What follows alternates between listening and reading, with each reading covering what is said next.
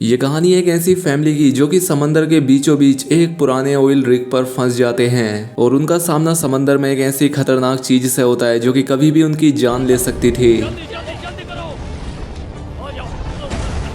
कहानी की शुरुआत में हमें बताया जाता है कि बजा कोस्ट के फिशरमैन एक बहुत ही खतरनाक क्रीचर की स्टोरी सुनाया करते थे। वो बताया करते थे कि वो क्रीचर इतना ज्यादा खतरनाक था कि आज तक जिससे भी उसका सामना हुआ वो कभी जिंदा नहीं बचा और इन कथाओं में उस क्रीचर को ब्लैक डीमन नाम से जाना गया। कहानी की शुरुआत होती है और हमें दो आदमियों को दिखाया जाता है जो कि निक्सन नाम की एक बहुत बड़ी ऑयल कंपनी के लिए काम करते थे। कंपनी से उन्हें इस समंदर के बीच बने ऑयल टैंकर को तबाह करने के ऑर्डर मिले थे। अब उनमें से एक आदमी बॉम्ब को लेकर समंदर में नीचे कूद जाता है, जहां पर जब वो इस बॉम्ब को ऑयल रिग के बेस पर लगाकर वापस ऊपर आ रहा होता है कि तभी वहां पर कोई अनजान सा बहुत ही बड़ा क्रीचर आकर उसे मार डालता है। वो उसे खा जाता है और इसके बाद वो उसके उस साथी को भी मार देता है जो कि ऊपर बोट पर उसका वेट कर रहा था। खैर अब इसके बाद हमें पॉल को दिखाया जाता है जो कि निक्सन आई कंपनी के लिए ही काम करता है। वो उसमें एक इंस्पेक्टर है। उसकी वाइफ इनेस और उनके दो बच्चे ओडी और टॉमी भी उनके साथ थे और ये लोग अपनी चाइल्ड वेकेशन एंजॉय करने के लिए एक ट्रिप पर जा रहे थे। अब थोड़ी ही देर में ये लोग एक बीच पर पहुंचते हैं और यहाँ जाकर काफी मजा करते हैं। टॉमी अपने टेलीस्कोप से उस जगह को देखता है जहाँ का इंस्पेक्शन करने के लिए पॉल को यहाँ पर भेजा गया था। वो ट्रिप का मजा लेते हुए साथ ही साथ अपने काम भी कर रहा था। खैर अब इसके बाद ये लोग सिटी की तरफ जाने लगते हैं जहाँ पर पॉल नोटिस करता है कि ये शहर पहले के मुकाबले काफी खाली लग रहा है। ये शहर वीरान दिख रहा था, चारों तरफ खामोशी छाई हुई थी, सभी लोग काफी डरे सहमे हुए लग रहे थे। खैर अब पॉल एक आदमी के पास जाकर होटल जाने का रास्ता पूछता है। पॉल बताता है कि मैं निक्सन कंपनी से हूँ और उसी ने ये पूरा एरिया कंस्ट्रक्ट किया था। पॉल की बात सुनकर वो आदमी थोड़ा नाराज हो जाता है क्योंकि वो मानता था कि इस टाउन की वीरानी की वजह निक्सन कंपनी ही है जिसमें पॉल काम करता है। तभी यहाँ पर आइनेस आकर उस आदमी को बताती है कि हम यहाँ पर बस वेकेशन मनाने के लिए आए हैं। वो उसे कुछ पैसे देकर होटल का रास्ता पूछती है जिस पर वो आदमी उनकी हेल्प करने के लिए तैयार हो जाता है। इसके बाद ये लोग एक कैफे में पहुंच जाते हैं जहाँ पर पॉल को उसकी कंपनी की कॉल आती है। वो पॉल से उसका काम जल्दी खत्म करने के लिए कह रहे थे और अब इसीलिए ना चाहते हुए भी पॉल को अपनी फैमिली को यहीं पर छोड़कर अपने काम के लिए जाना पड़ता है। समुद्र के किनारे पॉल उस आदमी से मिलता है जो कि उसे उसकी लोकेशन तक ले जाने वाला था। वो कंपनी की तरफ से ही भेजी हुई बोट में उसका वेट कर रहा था। पॉल उससे इस टाउन की वीरानी के बारे में पता करता है। वो कहता है कि पहले तो ये शहर ऐसा नहीं हुआ करता था। वो आदमी कहता है कि डर जिसकी वजह से ये सभी लोग ये टाउन छोड़कर चले गए हैं और ये डर एक बहुत ही बड़े जाइंट क्रीचर का है जिसे कि ब्लैक डीमन के नाम से जाना जाता है। पॉल उसकी बातों पर यकीन नहीं करता। अब इसके बाद वो आदमी पॉल को एक जगह पर आकर उतार देता है और कहता है कि इससे आगे मैं नहीं जा सकता, यानी कि यहाँ से आगे पॉल को अकेले ही जाना होगा। वहीं दूसरी तरफ कैफे में बैठकर पॉल की फैमिली उसका वेट कर रहे थे। तभी वहां पर एक शराबी आदमी उन्हें देखकर उनके पास आता है। वो यहाँ उन्हें अकेला पाकर आरडी को टच करने लगता है, इसलिए इन्हें से कांच की बोतल उसके सर में मारती है और अपने बच्चों को लेकर यहाँ से चली जाती है। बाहर आकर उन्हें पता लगता है कि किसी ने उनकी गाड़ी के टायर भी पंचर कर दिए हैं, इसलिए वो जल्दी से भागकर एक बोटमैन के पास आती है और उसे उस प्लेटफॉर्म तक चलने के लिए कहती है जहाँ पर पॉल गया हुआ है। वो पहले तो इनसे मना करता है लेकिन जब वो देखता है कि इनके पीछे कुछ गुंडे पड़े हुए हैं तो वो चलने के लिए तैयार हो जाता है। वहीं दूसरी तरफ पॉल जब अपनी लोकेशन तक पहुंचता है तो वहां पर उसे कुछ डाइविंग इक्विपमेंट का मलबा नजर आता है जिसमें कि काफी खून लगा हुआ था। वहीं दूसरी तरफ इस ऑयल रिग का स्ट्रक्चर काफी पुराना हो चुका था। इसके बाद वो केबिन में आकर किसी को आवाजें देने लगता है लेकिन वहां पर सिर्फ एक डॉग था और कोई नहीं। लेकिन तभी यहाँ पर शैडो और जूनियर आ जाते हैं जिन्हें देखकर वो डर जाता है, जो कि खुद भी काफी डरे हुए थे। पॉल इन्हें बताता है कि मैं यहाँ पर सिर्फ इंस्पेक्शन करने के लिए आया हूँ, जिस पर शैडो कहता है कि इसके लिए काफी देर हो चुकी है। लेकिन तभी उन्हें बाहर से किसी बोट के आने की आवाज सुनाई देती है। जब वो बाहर देखने के लिए आते हैं तो उन्हें पता लगता है कि बाहर उस बोट में पॉल की फैमिली है। पॉल का बेटा जब अपनी दूरबीन से देखता है तो उसे समंदर में एक बहुत ही बड़ी परछाई नजर आती है जो कि बहुत तेजी से बोट के नीचे से गुजर जाता है। वहीं दूसरी तरफ इस प्लेटफॉर्म पर मौजूद लोगों को भी बोट के करीब किसी क्रीचर की मौजूदगी के होने का एहसास हो जाता है, इसलिए वो उस क्रीचर का ध्यान बटाने के लिए प्लेटफॉर्म पर लोहे को हिट करने लगते हैं ताकि क्रीचर को बोट से दूर रखा जा सके। लेकिन पॉल को कुछ भी समझ नहीं आ रहा था। अब इतने में पॉल की फैमिली प्लेटफॉर्म के करीब आ जाती है और उन्हें सेफली प्लेटफॉर्म पर उतार लिया जाता है। लेकिन वो बोट वाला जो कि अब काफी डर चुका था वो जल्द ही अपनी बोट को वापस मोड़ लेता है। तभी यहाँ पर पॉल की बेटी स्लिप हो जाती है और पानी में गिर जाती है, जहाँ उसे पानी के अंदर काफी सारी बॉडीज के कटे फटे हिस्से दिखाई देते हैं। और अब जैसे ही वो क्रीचर आकर इस पर अटैक करने वाला था कि ये लोग उसे पानी से ऊपर खींच लेते हैं। अब पॉल शैडो से पूछता है कि ये सब क्या है, जिस पर शैडो उन्हें एक टेलीस्कोप से दिखाता है कि एक बहुत ही बड़ी शार्क उस बोट का पीछा कर रही थी और देखते ही देखते वो उस बोट पर अटैक करके उसके बीच से दो टुकड़े कर देती है। शैडो इन्हें बताता है कि ये वही ब्लैक डीमन है जिसने पूरे शहर को खौफ में डाल रखा है। और यही वजह है कि ये दोनों भी यहाँ पर फंसे हुए हैं, क्योंकि यहाँ पर कोई भी उनकी मदद के लिए नहीं आना चाहता।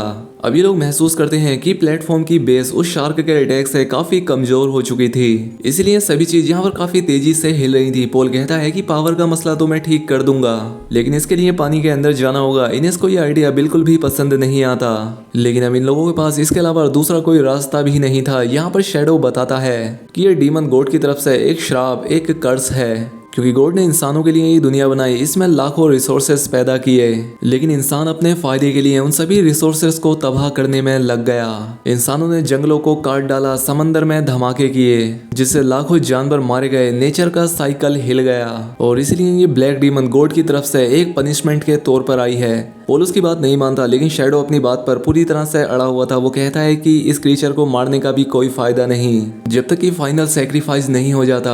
अब शैडो जूनियर मेटल से बने एक कैप्सूल की मदद से समंदर में एंटर होते हैं। नीचे जाने पर उन्हें सपोर्टिंग कॉलम मिल जाता है जो कि बुरी तरह से ऑयल से घिरा हुआ था, और उस पर एक बॉम्ब लगा हुआ था जो कि हमने मूवी के शुरुआत में देखा था। उस पर 2 घंटे और कुछ मिनट का टाइम रह गया था, यानी कि ये बॉम्ब 2 घंटों के बाद एक्सप्लोड हो जाएगा।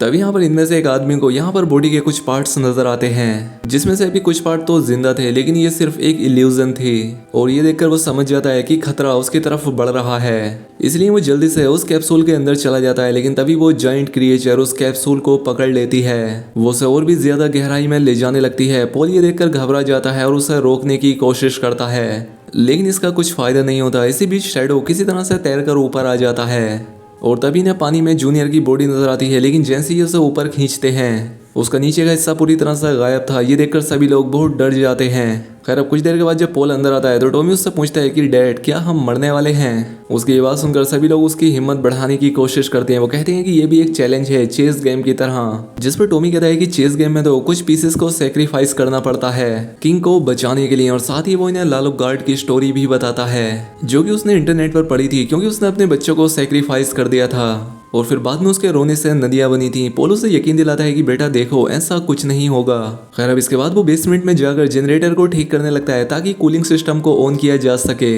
वहीं उसकी फैमिली वहां पर कुछ काम की चीजें ढूंढने लगती है। इसी बीच टॉमी एक छोटी बोट में काफी सारी डॉल्स रख के उसे समंदर में बहाता है, और साथ ही वो गॉड ऑफ सी से प्रे करता है कि वो उन्हें माफ कर दें और यहाँ से जाने दें। लेकिन तभी उस बोट में से एक डॉल पानी में गिर जाती है। वहीं दूसरी तरफ इनेस को एक वोल्ट में कुछ पेपर मिलते हैं जिस पर कि पोल के सिग्नेचर थे। उस पर लिखा था कि ये ऑयल रिग वर्किंग कंडीशन में नहीं है, ये चलने लायक नहीं है, लेकिन फिर भी पोल ने उन पर साइन करके उसे पास कर दिया था। वहीं दूसरी तरफ नीचे वो शार्क उस प्लेटफॉर्म से टकराती है जिससे एक जोर का झटका लगता है, जिससे पोल पानी में गिर जाता है। उसकी चीखों की आवाज सुनकर इनेस जल्दी से उसके पीछे से पानी में कूद जाती है, और वो किसी न किसी तरह से उसे जल्दी से पानी से बाहर ले आते हैं, उसकी जान बचा लेते हैं। इसके बाद इनेस पोल से झगड़ा करने लगती है। वो कहती है कि सब कुछ पता होते हुए भी तुमने उन पेपर्स पर साइन क्यों किए, और इसी वजह से पहले भी कई सारे लोगों की जान जा चुकी है। वो कहती है कि असली शैतान, असली मॉन्स्टर तो तुम हो।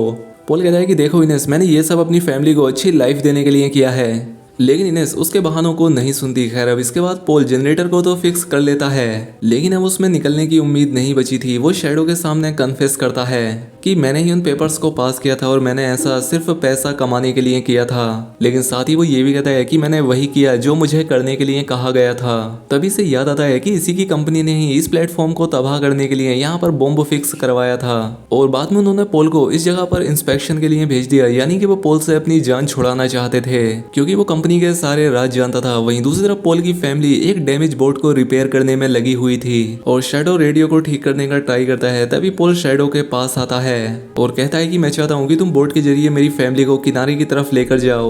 शैडो समझ जाता है कि पोल यहाँ पर अपना सेक्रीफाइस करना चाहता है। वो ऐसा करने के लिए मना करता है, लेकिन वो पोल के रिक्वेस्ट करने पर मान जाता है। जब बॉम्ब को एक्सप्लोड होने में 15 मिनट बचे होते हैं तो पोल पानी में जाने की तैयारी करता है। साथ ही वो इनेस से झूठ बोलता है कि वो उस बॉम्ब को उतार कर अपने पास रखना चाहता है ताकि वो रास्ते में इनके काम आ सके। और अब यहाँ पर जल्दी से शैडो भी तैयार होकर पोल की फैमिली को एक एस्केप बोट में बैठाकर यहाँ से दूर लेकर जाता है। पोल पानी में जाकर उस बॉम्ब को उतार लेता है और जनरेटर की मदद से वो लाइट्स ऑन करके उस शार्क को अपनी तरफ अट्रैक्ट करता है, और अब शार्क भी उसकी तरफ आने लगती है। खैर अब पोल आखिरी बार अपने परिवार से बात करता है। वो इनेस को बताता है कि अब मैं तुम्हारे साथ नहीं आ सकता और शैडो को कहता है कि तुम्हारे लोगों की जान बचने वाली है और अब उन्हें इस क्रीचर से हमेशा हमेशा के लिए छुटकारा मिलने वाला है। वो आखिरी बार अपने बच्चों से भी बात करता है जिससे सभी लोग काफी उदास हो जाते हैं। वो रोने लगते हैं क्योंकि उनके फादर उनकी जान बचाने के लिए अपना सेक्रीफाइस देने वाले थे। खैर अब इसके बाद पॉल उस शार्क के सामने आ जाता है और वो शार्क भी तेजी से पॉल के सामने आती है। वो उससे पूरा निकल जाती है और ठीक उसी समय पर वो बॉम्ब एक्सप्लोड हो जाता है और अब पॉल के साथ साथ वो शार्क भी मारी जाती है। ये सब पॉल की फैमिली भी देख रही थी और ये देखकर वो बहुत रोने लगते हैं। अब कुछ देर के बाद एक बोट उनकी मदद के लिए यहाँ पर आ जाती है जिसे कि शैडो ने ही रेडियो से सिग्नल भेजा था। अब पॉल की फैमिली को रेस्क्यू कर लिया जाता है और इस तरह से पॉल अपनी जान देकर अपने परिवार की जान बचा लेता है। और अब इसी के साथ ये फिल्म यहाँ पर खत्म हो जाती है। दोस्तों वीडियो अच्छी लगी तो वीडियो को लाइक और शेयर करें, साथ ही चैनल पर पहली बार आए तो सब्सक्राइब भी कर लें। मिलते हैं हमारी अगली वीडियो में।